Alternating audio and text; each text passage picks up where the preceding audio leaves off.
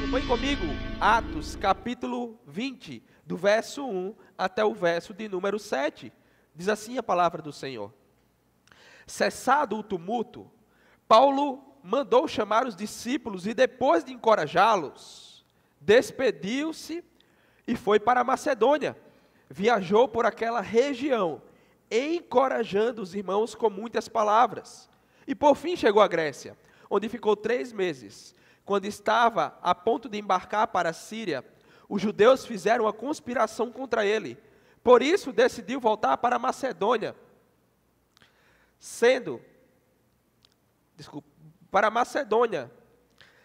acompanhado por Sópatro, filho de Pirro de Bereia, Aristarco e Secundo de Tessalônica, Gaio de Derbe e Timóteo, além de Tíquico e Trófimo, da província da Ásia. Esses homens foram adiante, nos esperaram em Troade. Navegamos de Filipos, após a festa dos pães sem fermentos, e 5 dias depois nos reunimos com os outros em Troade, onde ficamos 7 dias. Vamos ler o verso 7 até o 12, por favor, também. No primeiro dia da semana, reunimos-nos para partir o pão. E Paulo falou ao povo, pretendendo partir no dia seguinte. Continuou falando até meia-noite. Havia muitas candeias no piso superior onde estavam reunidos. Um jovem, chamado Eutico, que estava sentado numa janela, adormeceu profundamente durante o longo discurso de Paulo. Vencido pelo sono, caiu do 3º andar, e quando levantaram, estava morto. Paulo desceu, inclinou-se sobre o rapaz e o abraçou, dizendo: não fiquem alarmados, ele está vivo. Então subiu novamente, partiu o pão e comeu. Depois continuou a falar até o amanhecer, e foi embora. Levaram vivo o jovem, que muito os consolou. Essa primeira parte iremos ver que Paulo encoraja os discípulos. E se você voltar os seus olhos aí, logo no verso de número 1, diz que cessado o tumulto. E lembra-se que tumulto foi esse? Lá em Éfeso, eles queimaram aquilo que eles tinham como idolatria, os livros. A confusão foi grande, e cessado esse tumulto, o que é que Paulo faz? Ele mandou chamar os discípulos, e imagine você, depois que você passar por um tumulto, o que é que você quer? É o normal, mas olha a ação de Paulo, depois de passar o tumulto, ele manda chamar os discípulos, e ele os encoraja, aqueles homens. Não só isso, mas no verso 2 vai dizer que ele viajou também por toda aquela região, encorajando os irmãos. Em outras passagens do livro de Atos, vamos ver uma característica do apóstolo Paulo. Ele plantava uma igreja, ele orava pelaquela igreja, mas ele sempre tinha o desejo de voltar e encorajar os irmãos. Essa é uma verdade do Evangelho. Eu e você precisamos de encorajamento. Você já parou para pensar que todo domingo você vem aqui e escuta sobre o Evangelho? É porque temos a tendência de esquecer, a tendência de não lembrarmos do nosso Deus. Por isso, os servos do Senhor precisam de encorajamento, serem encorajados e encorajar os outros. E é isso que Paulo faz. E é isso que a todo momento o desejo no seu coração ele está fazendo. Nesse tempo que ele fica, no verso 3, vai dizer que ele ficou 3 meses. E durante esse tempo ele escreve a carta para a igreja de Corinto também. E ele envia um jovem chamado Tito. E essa carta para encorajar também aquela igreja. Então perceba que isso a todo momento está na cabeça de Paulo. Ele queria encorajar os irmãos. Ele sabia que aqueles irmãos precisavam disso. Afinal, muitos deles tinham acabado de se converter. Outros estavam há um pouco tempo caminhando também. Ele sabia que eles tinham essa necessidade de serem encorajados. E depois, logo disso, Lucas vai relatar uma sequência de nomes. Se você olhar comigo agora, no verso 4, vai dizer assim, sendo acompanhado. E Lucas começa a relatar, por Sópatro, filho de Pirro, de Bereia, Aristarco, Secundo de Tessalônica, Gaio de Derbe e Timóteo, além de Tíquico e Trófimo, da província da Ásia. É interessante aqui, porque quando estamos lendo o livro de Atos, temos o perigo e a tendência de talvez achar que só Paulo trabalha. Que esse chamado de encorajar os outros é simplesmente e único do apóstolo Paulo. É Paulo que tem que fazer isso. É o homem de Deus que tem que fazer isso.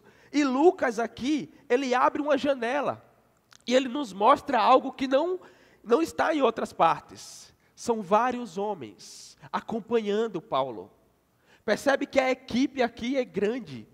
É grande a equipe. E Lucas faz isso para mostrar que tantos e tantos irmãos estão empenhados na obra do Senhor. Não era só Paulo. Não era só Lucas, tinham muitos e muitos irmãos servindo ao Senhor e fazendo isso que Paulo estava fazendo, encorajando uns aos outros. Há uma beleza também nisso, porque Lucas relata o local geográfico de onde esses homens eram, de lugares diversos. E como o Antônio acabou de ler em Apocalipse, a beleza que o Senhor vê na diversidade do povo de Deus. Pessoas de todas as tribos, povos, línguas e nações. Lembram que um dos versículos chaves para entender o livro de Atos é Atos capítulo 1, versículo 8. O poder de Deus sendo derramado e eles pregando em Jerusalém, em Judéia, Samaria, até os confins da terra. E agora Lucas nos mostra que pessoas de toda a região já foram alcançadas, mas não só isso, agora elas estão empenhadas em cumprir aquilo que o Senhor deu como promessa também. Não era só Paulo, era tantos e tantos e tantos irmãos que encorajavam uns aos outros. E talvez você olhe para mim e diga: Anderson, eu tenho um desejo de encorajar, eu tenho um desejo de encorajar a outra pessoa, mas eu não sei como fazer isso. Eu não sei como conversar com a outra pessoa, eu não sei como lidar com ela quando ela está num momento de tristeza. E Lucas nos mostra como eles faziam isso. Como eles faziam isso. Olha o verso 7. Agora Lucas vai dizer, olha, no primeiro dia da semana, o domingo, eles estavam reunidos para partir o pão. Provavelmente, o domingo, depois da ressurreição de Jesus, se tornou o domingo do Senhor. E a igreja se reunia no domingo. Isso virou um hábito que até hoje as igrejas se reúnem no domingo. Mas se reuniam também para quê? Para partir o pão. Para festejar a ceia, celebrar a ceia do Senhor. Perceba que a igreja aqui está fazendo isso. E o que é que diz? Que Paulo começa a pregar. Que Paulo começa a falar. E Paulo tinha uma certa urgência, porque logo pela manhã ele iria viajar. Ele iria sair. Então diz que Paulo pregou até meia-noite. Até o raiar do dia. Fique tranquilo, tá? Eu não vou falar tudo que Paulo falou, senão ia até o raiar do dia também. Vai ser bem menos. Pode ficar sossegado. Mas diz que Paulo pregou, e o local estava tão cheio que um jovem chamado Eutico sentou na janela. E ele senta na janela, e Paulo pregando, e ele pega no sono. Não julgue Eutico. Como é que ele pegou no sono? Paulo está pregando e esse jovem dorme. Eu já ouvi alguns dormindo aqui, tá? Mas não julgue. Nós não sabemos como foi o dia de Eutico, se ele trabalhou muito, se ele chegou cansado. Não sei como ele chegou naquela reunião. Eu não sei o porquê, mas eu sei que ele dormiu e ele cai da janela do terceiro andar. E diz que todo mundo olha para aquela cena, corre para ver aquele jovem e se dá conta que ele está morto. Morto. Paulo corre até aquele jovem, pega ele e diz, calma, calma. Ele está vivo e acontece o milagre da ressurreição. Aquele jovem é ressuscitado. E deixa eu abrir um parênteses aqui. Toda vez que acontece uma cena da ressurreição na palavra de Deus, isso é um lembrete para mim e para você. Porque esse jovem aqui que foi ressuscitado por Paulo, ele morreu depois. Chegou o dia da morte dele. Mas isso nos lembra que o nosso Senhor não. O nosso Senhor vive. Toda vez que você passar por Lázaro sendo ressuscitado, tantos outros como esse jovem, isso é para lembrar você e para me lembrar que o nosso Senhor venceu a morte. É por isso que festejamos, é por isso que lembramos no dia de hoje. Então não olhe para isso, Eutico morreu e ressuscitou como algo simples, não. Lucas está nos lembrando, um dia o Senhor irá trazer todo o seu povo, porque Ele vive. Isso deve aquecer o meu e o seu coração. E diz que quando Paulo faz esse milagre da ressurreição, eles pegam e voltam para dentro da casa, comem e continuam a ouvir Paulo falar. Oi? Imagine, o jovem acabou de ressuscitar. O que é que eles fazem? Vamos voltar, vamos continuar ouvindo Paulo. Isso aconteceria no dia de hoje? Imagine se alguém cai lá na frente, o pastor Leonardo vai lá e ora. Imagina no dia seguinte aqui, o tanto de gente que vai ter para ele atender. O tanto de gente que talvez vai ter pedindo a oração dele. E nós vamos ver o porquê isso acontece hoje em dia. Imagine talvez a mãe de Eutico falando, meu filho, como é que foi a reunião?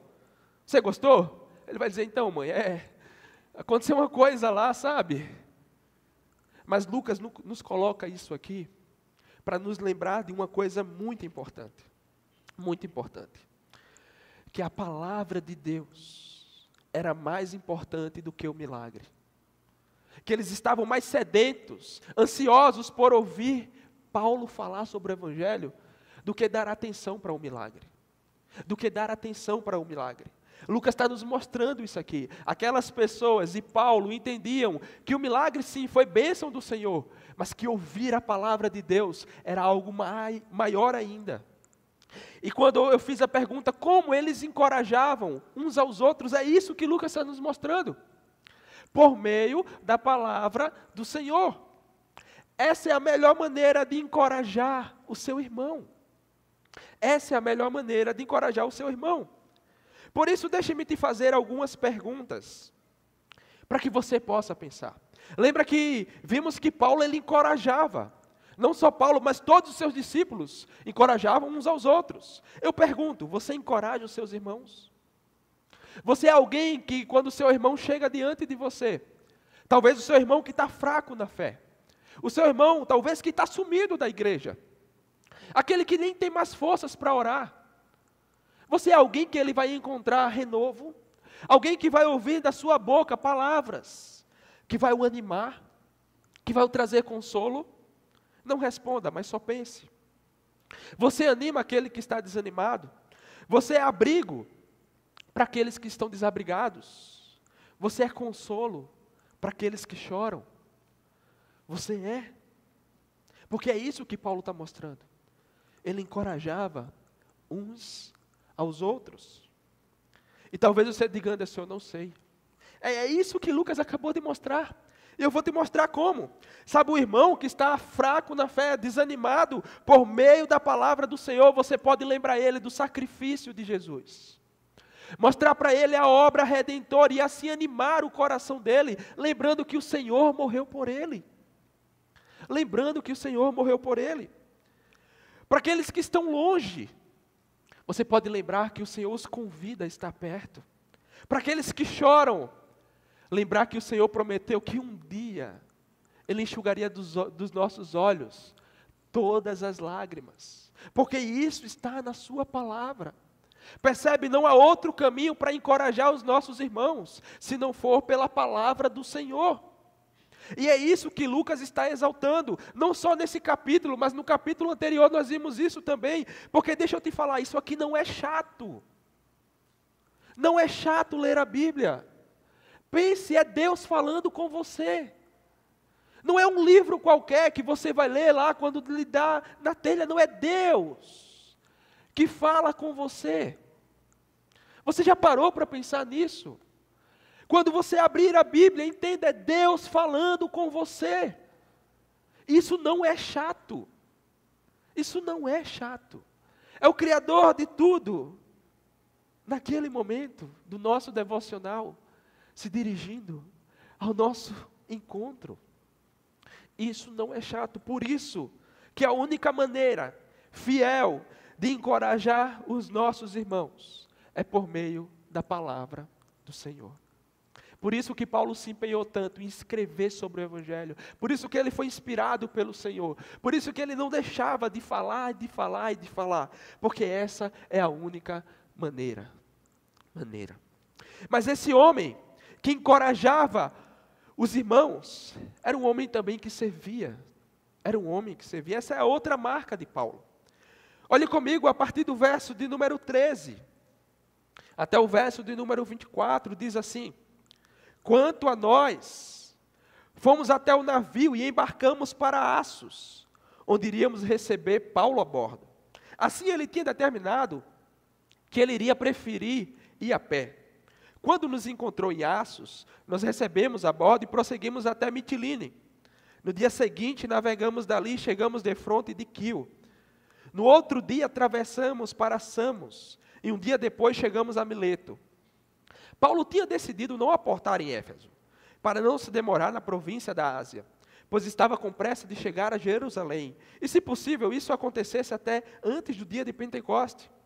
De Mileto, Paulo mandou chamar os presbíteros da igreja de Éfeso. Quando chegaram, ele lhes disse: vocês sabem como vivi todo o tempo em que estive com vocês, e desde o primeiro dia que eu cheguei na província da Ásia, servi ao Senhor com toda a humildade e com lágrimas, sendo severamente provado pelas conspirações dos judeus. Vocês sabem que não deixei de pregar a vocês nada que fosse proveitoso, mas eu ensinei tudo publicamente e de casa em casa. Testifiquei tanto a judeus como a gregos, que eles precisavam converter-se a Deus com arrependimento e fé em nosso Senhor Jesus. Agora, compelido pelo Espírito, estou indo para Jerusalém, sem saber o que me acontecerá ali. Só sei que em todas as cidades o Espírito Santo me avisa que prisões e sofrimentos me esperam. Todavia, eu não me importo, nem considero a minha vida de valor algum para mim mesmo, se não somente puder terminar a minha corrida e completar o ministério que o Senhor Jesus me confiou, de testemunhar do Evangelho da graça de Deus. Lucas mostra a dinâmica da vida dessas pessoas. Perceba que era de cidade em cidade, de cidade em cidade. Se depois você puder fazer o exercício, anota quantas cidades o livro de Atos tem. Você vai ver que são muitas e muitas cidades, porque mostra que esses homens estavam servindo, e eles tinham prazer de fazer isso em todos os lugares. Eles tinham pressa, eles tinham urgência. E a pergunta que nós temos é: Paulo, como você servia? Como é que você fazia isso, Paulo? De lugar em lugar, como vimos, ele caminhando de cidade para cidade com os discípulos, como você servia? E Lucas nos mostra isso. No verso de número 18, olhe comigo, diz assim: quando chegaram, ele lhes disse: vocês sabem que vivi em todo o tempo que estive com vocês, desde o primeiro dia que cheguei à província da Ásia. Lucas relata que Paulo falou: servia ao Senhor com toda o quê? Humildade e lágrimas ou paixão. Paulo servia ao Senhor com toda humildade e com lágrimas. Esse homem aqui, ele tinha tudo para se exaltar. Porque em outro livro ele relata que ele aprendeu de um dos maiores homens daquela época. Um homem chamado Gamaliel. E não só isso, mas que ele se considerava, ele era judeu de judeu.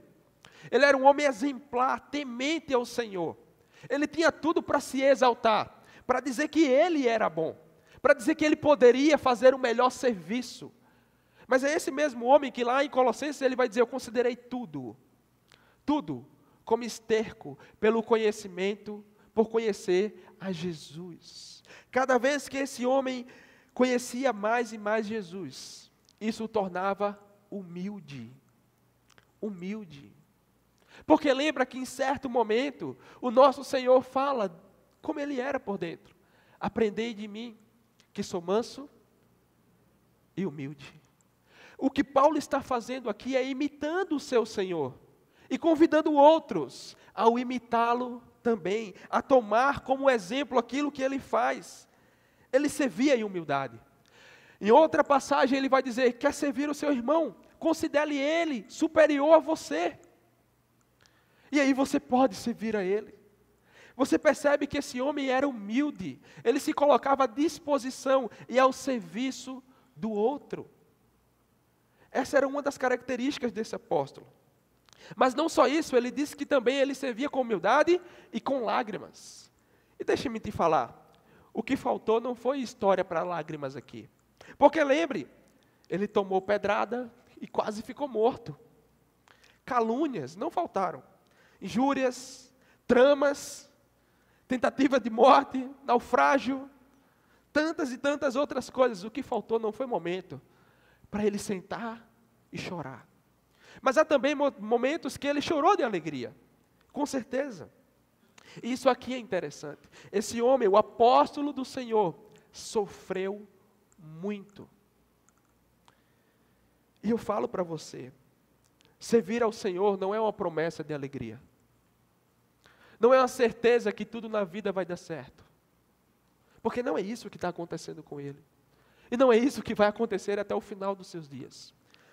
Servir ao Senhor pode incluir momentos de dor, de lágrimas e muitas lágrimas. Paulo fazia isso, e mesmo passando por tudo isso, ele continuava, como ele diz, pregando publicamente e de casa em casa.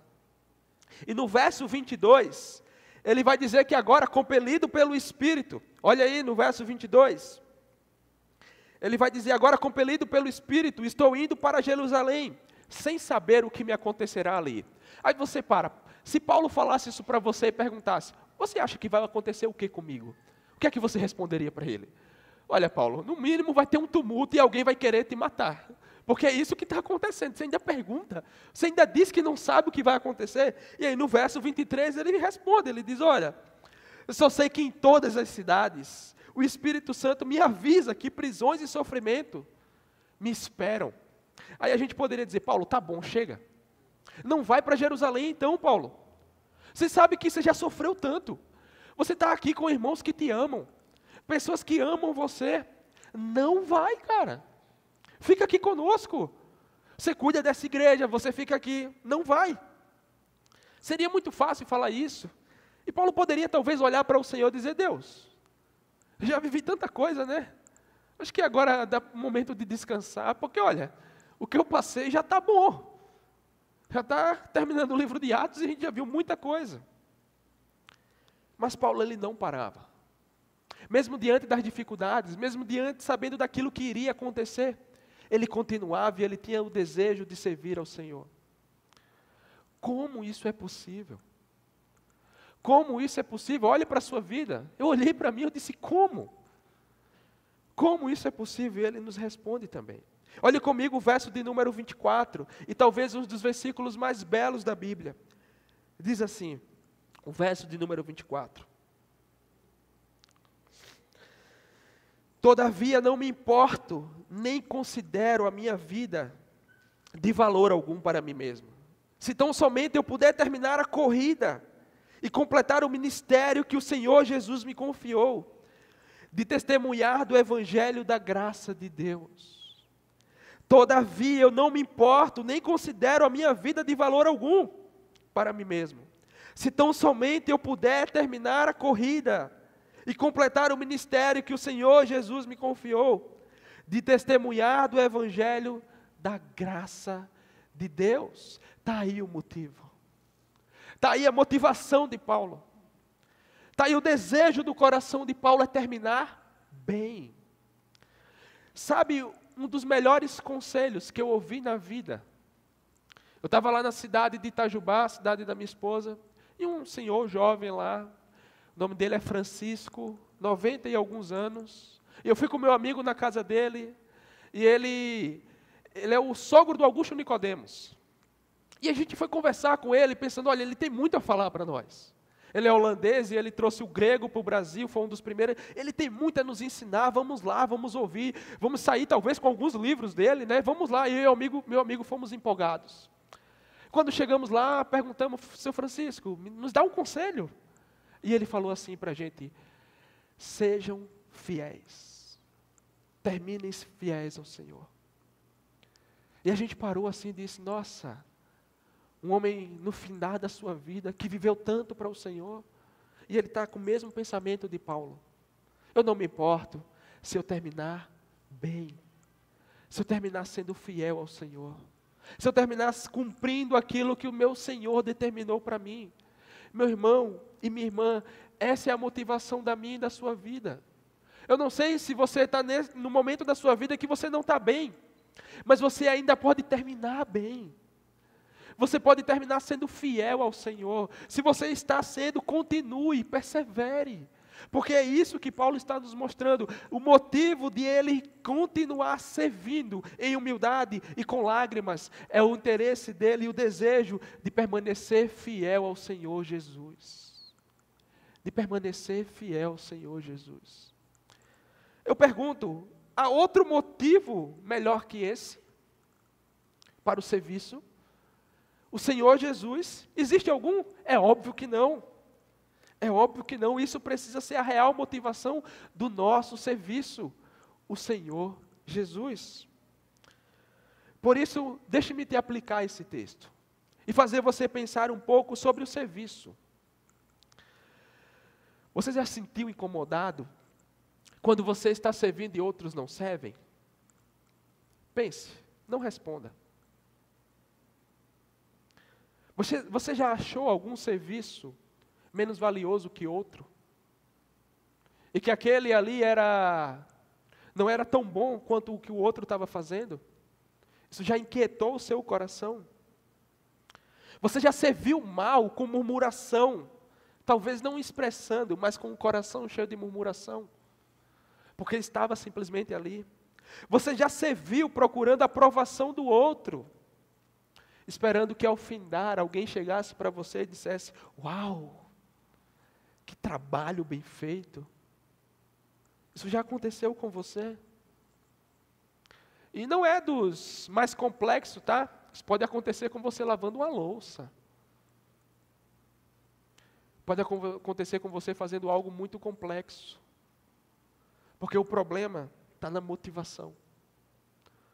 É para quem faz o serviço. É para a quem você está servindo. Não é ao outro. É o Senhor Jesus.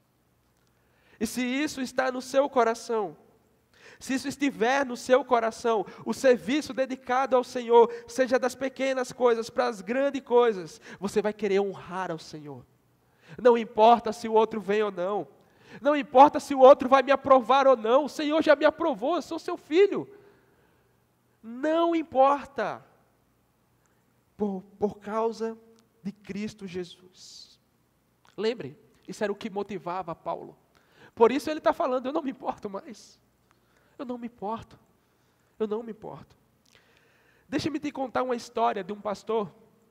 E ele fala que no tempo que ele era seminarista da igreja, ele era encarregado de limpar os banheiros. Vocês percebem aí que eu estou bem, tá? Ainda não limpei, mas no dia que chegar estou pronto também.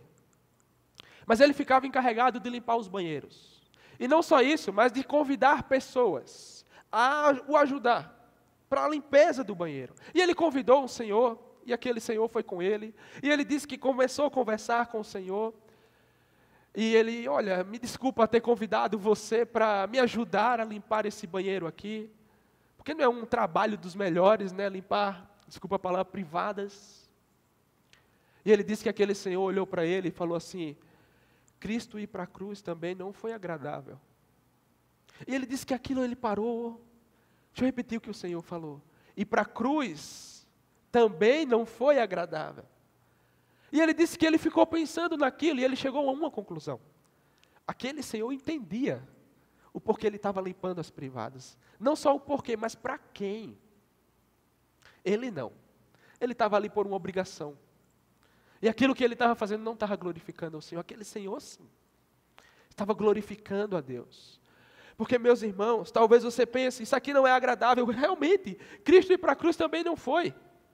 Isso aqui não é bom, eu pergunto, ele está pendurado, foi bom? Não há outro motivo se não for o Senhor. Por isso que o ministério de Paulo era regado de humildade e lágrimas, porque a sua real motivação e a sua motivação era o Senhor Jesus. E eu quero convidar você a ir para a última parte. Mas antes de lermos, pense comigo, quem não queria ter Paulo o resto da sua vida dentro da sua igreja? Um homem que encoraja, um homem que serve. O que é que você... Não, Paulo, fica aqui. Uai, o que é que você está precisando? Fica aqui conosco. Fica conosco. Mas nós iremos ver que não é isso que acontece. Iremos ver que uma coisa marca também a vida cristã. E a vida desses líderes da igreja, que são despedidas. E antes de lermos, deixa eu te dizer que despedidas às vezes são agridoce. Sabe por quê? Porque é um sentimento de alegria em saber que o Senhor está chamando, que é o Senhor que está enviando. Isso aquece o nosso coração, em saber que pessoas estão sendo enviadas, porque o Senhor as chama. Mas também nos dá tristeza, em saber que não vamos ter mais a presença dessas pessoas. E que talvez o contato vai se perder. Porque talvez, se você fizer um exercício, pense, 5 anos atrás, você tem contato com todos os amigos? Talvez alguns sim ou não, mas a realidade é que nem muitas e muitas pessoas não têm o mesmo contato. Porque a vida é assim, despedidas fazem parte. E chegou o momento de Paulo. Olhe comigo, do verso de número 25 até o verso de número 38, a despedida desse apóstolo. E diz assim: agora eu sei que nenhum de vocês, entre os quais passei pregando o reino de Deus, verá novamente a minha face. Portanto, eu declaro a vocês hoje que eu estou inocente do sangue de todos. Pois eu não deixei de proclamar toda a vontade de Deus. Cuidem de vocês mesmos e de todos o rebanho, sobre o qual o Espírito Santo os colocou como bispos, para pastorearem a igreja de Deus, que ele comprou com o seu próprio sangue. Sei que depois da minha partida, lobos ferozes penetrarão no meio de vocês, e não pouparão o rebanho. E dentre vocês mesmos se levantarão homens, que torcerão, que mudarão a verdade, a fim de atrair discípulos. Por isso, vigiem, lembrem-se, durante 3 anos, jamais cessei de advertir vocês, sobre cada uma dessas coisas, noite e dia, e com lágrimas. Agora eu os entrego a Deus e a sua palavra da graça, que pode edificá-los e dar-lhes esperança entre todos os que são santificados. Eu não cobicei ouro nem prata enquanto estive com vocês. Vocês mesmos sabem que estas minhas mãos supriram minhas necessidades e as de meus companheiros. Em tudo o que fiz, mostrei-lhe que mediante trabalho árduo, devemos ajudar os fracos, lembrando as palavras do próprio Senhor Jesus, que disse: a maior felicidade em dar do que receber. Tendo dito isto, ajoelhou-se com todos eles e orou. Todos choraram muito, e o abraçaram, o beijavam, e o abraçando o beijavam. O que mais os entristeceu foi a declaração de que eles nunca mais veriam a face. Então acompanharam esse homem até o navio. Sabe aquela cena de filme, que o final é choro e lágrima, porque há uma despedida? É exatamente isso que vamos ver aqui agora. A despedida desse homem, do apóstolo Paulo. E as últimas palavras, elas são importantes. Lembra que Jesus, antes de subir, ele falou as últimas palavras? Ide e pregai o evangelho. Quando alguém está para falar, olha, eu tenho uma última coisa a dizer, você presta mais atenção. Presta mais atenção, porque as últimas palavras são importantes. E é isso que Paulo está fazendo aqui. Paulo começa falando para eles, olha, vocês nunca mais verão minha face. Vocês nunca mais verão minha face. Imagina aqueles homens ouvindo isso. Um homem que serve, que encoraja, agora está dizendo, vocês não me verão mais. Vocês não me verão. E Paulo vai dizer para eles que ele agora estava inocente do sangue daquelas pessoas. E eu vou explicar isso aqui. Paulo está usando um texto de Ezequiel, que diz que existiam uns atalaias, pessoas que eram responsáveis de ficar de vigia. E quando o exército inimigo viria, eles anunciavam para que aquele povo dele se preparasse e não fosse morto. Eram vigias, pessoas para alertar. E Paulo está dizendo isso aqui. Eu estou inocente porque eu alertei vocês. Eu não deixei de falar do evangelho. Vocês não são mais inocentes, vocês ouviram a verdade do Senhor. E Paulo está convicto disso. Não só isso, mas Paulo agora, ele começa a falar para eles, que dentro desse povo, dentro do rebanho, iriam se levantar lobos ferozes. Mas há um detalhe no texto, Paulo vai dizer que é no meio deles que esses vão se levantar. E isso é perigoso. Você já assistiu aquele filme de espião, algum? Alguém que chega para confrontar, guerrear contra uma nação. Quando você sabe quem é o inimigo, quando você sabe que aquela pessoa é inimiga, você vai lutar contra ela. Mas quando é alguém que está infiltrado, e que se passa por amigo, e que às vezes as palavras são bonitas e confortantes, esses são difíceis de identificar. E Paulo está dizendo para eles, cuidado. Alguns no meio de vocês vão se levantar assim, falando coisas bonitas, com o intuito de os desviarem da fé, da palavra do Senhor. Eu pergunto, isso acontece hoje? Isso acontece hoje? Sim, e muito. E é isso que Paulo está alertando. E no alerta de Paulo, Paulo vai dizer para essas pessoas que eles precisavam preservar duas coisas. Que eles precisavam preservar a sã doutrina. A sã doutrina. E olha comigo, no versículo de número 31, vai dizer assim, Paulo vai os alertar, por isso vigiem, cuidado. Lembrem-se que durante 3 anos eu não deixei de falar a cada um de vocês essas verdades, com lágrimas, noite e dia. E aí no verso 32, Paulo toma a melhor decisão da sua vida. Mas não só a melhor decisão, aquilo que ele entendia. Ele fala, eu entrego vocês a Deus e a sua palavra. Sabe por quê? Porque esse homem sabia que aquela igreja não o pertencia. Ele não era dono da igreja. Eu pergunto, quem que melhor para cuidar da igreja, senão o próprio dono? Deus. Senão a sua palavra para encorajar e edificar esse povo. Paulo sabia que ele não era alguém insubstituível. Não. Que aquela igreja não dependia dele para crescer e frutificar. Não. É esse mesmo homem que em Corinto vai dizer, olha, uns plantam, uns regam, mas só Deus dá o crescimento. Ele entendia que a igreja não era dele. A igreja era do Senhor. Essas são as últimas palavras. Ele está advertindo o povo, dizendo, cuidado, preservem a sã doutrina, mas não fiquem achando que vocês estão desamparados. Eu entrego vocês a Deus. Eu entrego vocês a Deus. E então chega uma das cenas mais bonitas desse texto. No verso de número 36. No verso de número 36 vai dizer assim, tendo dito isto, Paulo tendo-os alertado, tendo-os entregado a Deus, agora Paulo se ajoelha. E o texto diz que todos eles oraram. Eles choravam, e eles abraçavam Paulo, e o beijavam também. Imagine essas orações, soluçando e orando, abraçando, beijando aquele homem, e que eles estavam tristes porque não iriam ver mais a face de Paulo, e todos eles deixaram Paulo lá no navio. Imagine o pessoal andando na rua, chorando, abraçando aquele homem. Irmãos, despedidas fazem parte. Despedidas fazem parte da vida cristã. Eu estava pensando aqui na igreja, passamos por algumas despedidas, não é verdade? Outras virão. Outras virão.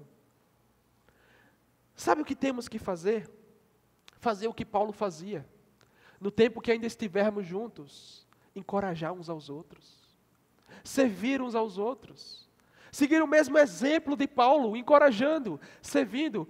Porque possa ser que daqui a 1 ano, não sei, alguns não estejam mais, tenham que viajar, que sair, que mudar. Fazer uma cidade bem rotativa, né? Muitas pessoas vêm, saem, isso acontece, na igreja também não é diferente. Mas enquanto há tempo, que possamos encorajar uns aos outros, servir uns aos outros. Por isso que falamos tanto aqui, e eu encorajo você mais, crie relacionamentos com seus irmãos. Perceba que Paulo tem um relacionamento firme com essas pessoas. Eles amavam Paulo. E Paulo os amava também. Eu pergunto, o outro irmão que está aí do seu lado, não olhe agora, tá? Ele lhe conhece. Eu sei que a igreja está crescendo, mas você se importa em conhecer o outro? Você está aberto a relacionamentos? E eu sei que muitas partidas vão machucar. Vão. Mas isso faz parte. Não perca a oportunidade de servir, de encorajar, enquanto estamos juntos. Marquem cafés, churrascos, não sei, tererê no gramadão, pipoca. Tem tantas e tantas coisas que podem nos trazer comunhão, não só a comida, mas estar juntos, conversar, orar. Mas sendo como Paulo, intencionais, encorajar e servir uns aos outros. Não perca tempo, porque esses nunca mais viram Paulo. Não perca tempo. É assim que termina essa história, com choro e choro e choro. Eu pergunto, lembra que eu comecei falando quem que era Paulo? Quem que ele era mesmo? Perseguidor, homem bravo, destemido. É esse homem que está aqui? Caindo em choro, com humildade, servindo, sendo encorajador. É aquele mesmo homem? Não, não é. Às vezes temos a tendência de achar que Paulo agora é só uma característica do Saulo. Aquele que era perseguidor agora é Paulo. E ai de quem falar do Senhor? Não, não é. Paulo mudou. É um homem quebrantado aqui agora. É um homem que se importa com as pessoas. Que tomou pedrada e não revidou. Que foi caluniado e não revidou. Ele não é mais aquele mesmo. Não é mais o mesmo.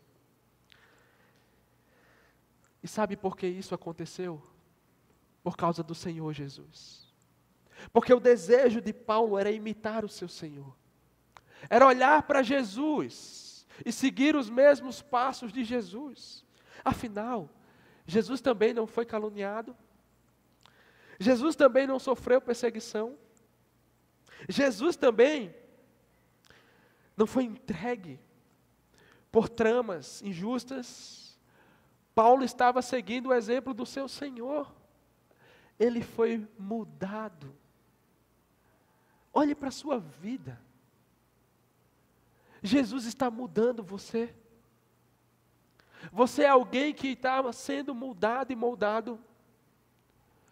E não me venha dizer, eu sou um pecador. Sim, somos, mas estamos num processo de santificação. E é isso que está acontecendo com Paulo aqui, e que vamos ver, esse homem foi mudado. Você não pode mais ser o mesmo. Se você era alguém que mentia, e você converte, você vai lutar contra isso. E o lutar contra isso envolve falar verdades para pessoas que você mentiu. Porque o Senhor está lhe mudando. Se você era alguém que lutava contra a pornografia, você vai vencer isso.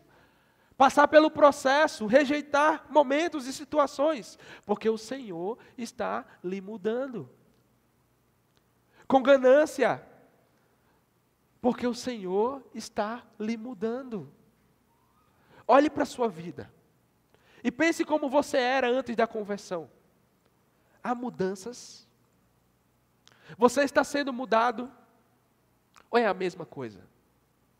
Porque me desculpe, se for a mesma coisa, você precisa se arrepender. Você precisa clamar ao Senhor.